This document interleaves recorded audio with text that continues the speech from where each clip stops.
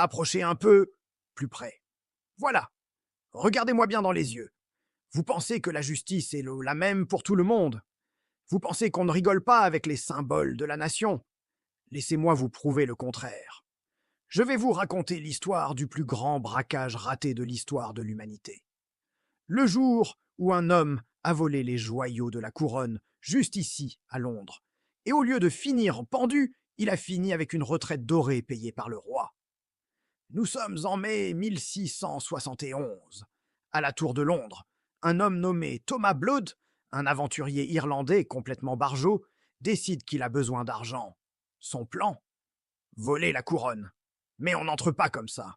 Il se déguise en prêtre et gagne la confiance du gardien des joyaux, un pauvre vieil homme de 77 ans nommé Talbot Edwards.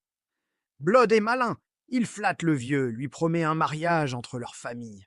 Tout ça pour qu'on lui ouvre la porte de la chambre forte, en toute discrétion. Dès que les portes se referment, c'est le chaos. Blood et ses complices assomment le vieil homme et lui jettent une cape sur la tête pour l'étouffer. Mais là, tout dérape. Les joyaux sont trop gros. Ils ne rentrent pas dans les sacs. Alors, croyez-le ou non, Blood sort un énorme maillet en bois et se met à frapper la couronne d'Angleterre comme un sourd pour l'aplatir comme une crêpe. Son complice, lui, sort une scie et commence à couper le sceptre royal en deux parce qu'il dépassait de son sac. C'est un massacre, des trésors inestimables détruits par des amateurs en sueur. Ils sont capturés alors qu'ils courent dans la rue, la couronne déformée cachée sous une robe de prêtre. Normalement, pour un tel crime, c'est la mort immédiate. Mais Thomas Blood a un culot monstre. Il refuse de parler au juge. Il dit « Je ne parlerai qu'au roi Charles II en personne ». Et le plus dingue, le roi accepte.